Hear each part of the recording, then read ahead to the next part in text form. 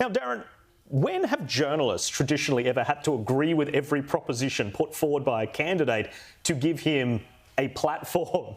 As matter, we're in unprecedented times. Yeah, it's extraordinary. I mean, that piece there that you ran from MSNBC, I mean, first of all, it struck me as just so self-important.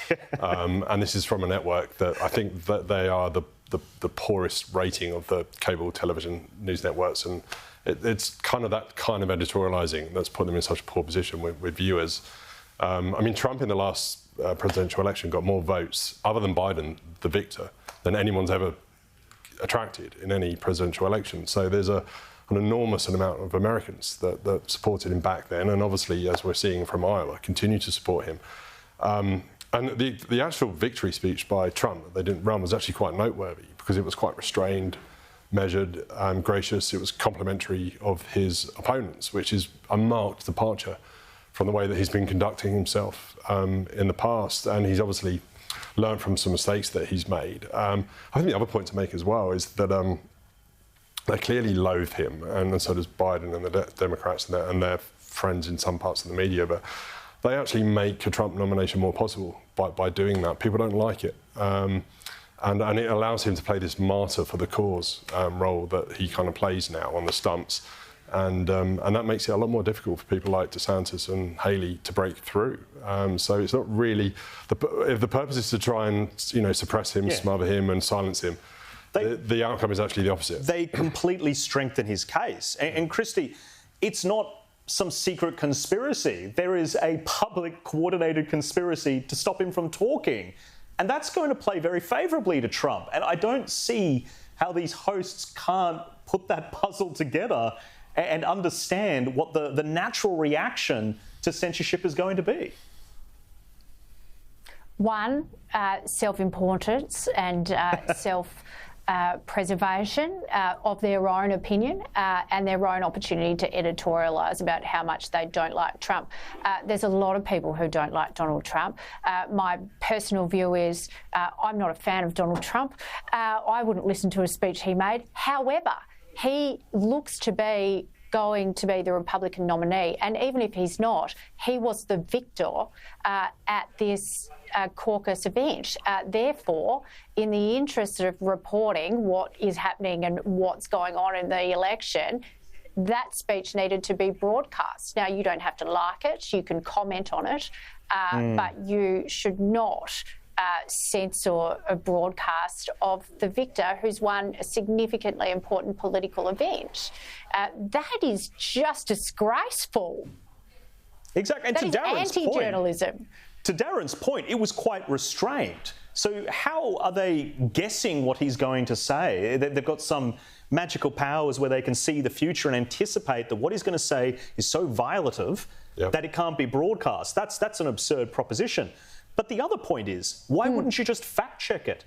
I mean, you're letting him say whatever he wants in a vacuum, and if you are the self-professed arbiter of truth, as a lot of these people think they are, it's an opportunity to get the facts out there. Pretending he doesn't exist is just simply insane. It's lazy. Yeah, totally agree. They're just not doing their job, and he may not win in New Hampshire. They have a track record of rejecting Iowa's chosen candidate, but still possible, though it's a long shot that he won't be the chosen nominee. So it's crazy that they're ignoring him. He's a major news event now, and he got more than half the votes. So they're ignoring a significant amount of TV viewers. And we'll see what happens. We took the speech in full here at Sky News, and we'll keep doing so because to not is crazy. But now on to another crazy situation with a lefty profiting off the taxpayer. And this story is nothing short of insane. Now, serial misandrist Clementine Ford, who has previously expressed her dismay that COVID-19 wasn't killing men fast enough, has been given $30,000 in taxpayer funds to make a TV show. Screen New South Wales gave a project co-authored by Ford $31,387 of your money to produce a show with this blurb: high-profile media presenter who develops an appetite for murder after one too many sexist microaggressions. Really? Now that sounds to me like an autobiography rather than a work of fiction. There needs to be accountability for the way that these arts groups are using taxpayer funds. It is completely inappropriate for someone of Ford's character to financially benefit from this sort of garbage.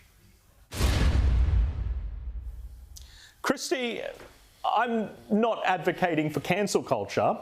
What I'm advocating for is somebody who is wishing the death on anyone not to get taxpayer funds.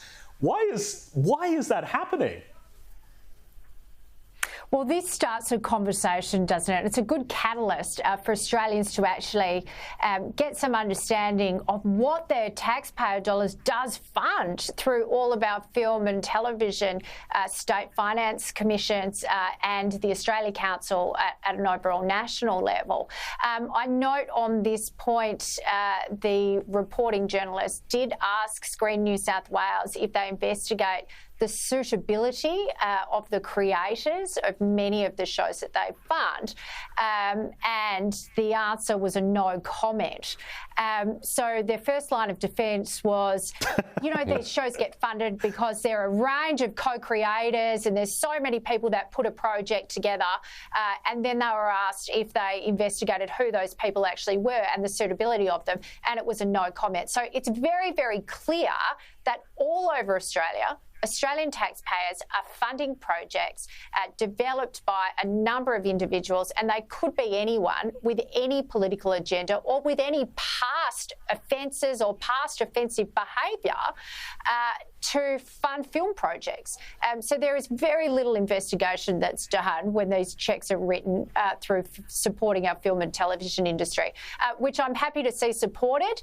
But come on, have a bit of accountability to make sure we're not giving money to several groups of people. That could be anyone. Yeah, I mean, Darren, she's also made very problematic comments about Jewish people, Jewish women in particular, about their race, the fact that they're white, therefore colonisers. So this decision to give them taxpayer funds, her project, taxpayer funds, has also been widely condemned by the Jewish community. But to Christy's point, what happened to accountability? If you are dealing with the administration of funds, our funds, surely you can't just say no comment, I'm not explaining this decision. Yeah, absolutely. They're duty bound to explain how to account for that expenditure and provide a rationale for it. And as you said, I think Shari Markson on her shows reported this as well. Like Clementine's has been spreading online quite vile content that, you know, arguably is targeted a minority group, Jewish women. And you know, would they be giving grants to any other minority group? And you know, they should. How does this make Jewish women feel when they see this happen? It's a hard one to defend. Yeah, well, we'll see how it all plays out. Now, let's go to my favourite section, Stories of the Week. Christy, what have you got for us?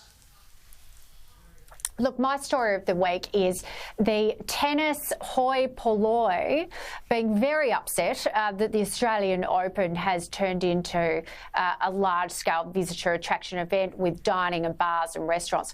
Some of the players are upset that they can hear people having a good time outside the court. That's interrupting their tennis, and many people, the traditional, probably from the Kooyong Club, are very upset that the Australian Open has turned into a large, fun visitor attraction event. Now, of course, if the Australian Open just stuck to tennis and everybody wearing white and no noise please during the tennis, it wouldn't make the money that it needs to make. There just isn't enough volume for people to go and participate in it in that way en masse. And as it is, you know, it's already, last year it got nearly 890,000 spectators through. They're on track to do more than that this year. And they need to prove it to the Victorian government, who forgave a $43 million loan to Tennis Australia during COVID, among other payments that the Vic Gov has given to prop up the event. They've got to return that value. Yeah, that's an incredible story. I mean, how dare people have fun at the tennis match? I guess it's a case of athletes maybe taking themselves... How dare you? At a sporting game where you've got to raise money to pay their salaries. Completely crazy. What's your story? So it's a story by Martin Samuel, sports writer, The Australian this week, about Gary Lineker, the English footballer. He's a commentator on the BBC. He's the highest paid talent that they have. He tweeted earlier this week about someone calling a pro-Palestinian group, activist group, calling for the ban of Israeli football players and the football team, which was really disappointing to see and clearly a breach of the BBC social media policy. But if Gary had done his homework, as Martin had pointed out in his piece, he would know that they're actually already banned from a competition, the Asia Cup, which they should be playing in by rights at the moment, but they actually compete in European competitions because some of the other countries in the Asia Cup won't have Israel. But yeah, just really disappointed to see that personally as a Tottenham fan, as someone who I remember when Gary Lineker retired from playing for Tottenham and moved to Japan, I think in around 1992, I would have been about 9 years old. I remember crying my eyes out listening to that on the radio. He was my favourite player. So it was very, what they say about your heroes, it was very disappointing to see Gary do that. But to be fair, he has rescinded the tweet since then. So, and it ties quite nicely to the Antoinette story. There always seems to be this lack of understanding of the historical context when these people make these big declarations. It's such a complex, area and conflict, and to make sweeping statements, to me, it's always quite absurd when people do it. Well, Darren and Christy, thank you so much for joining me. That's all the time we have for tonight.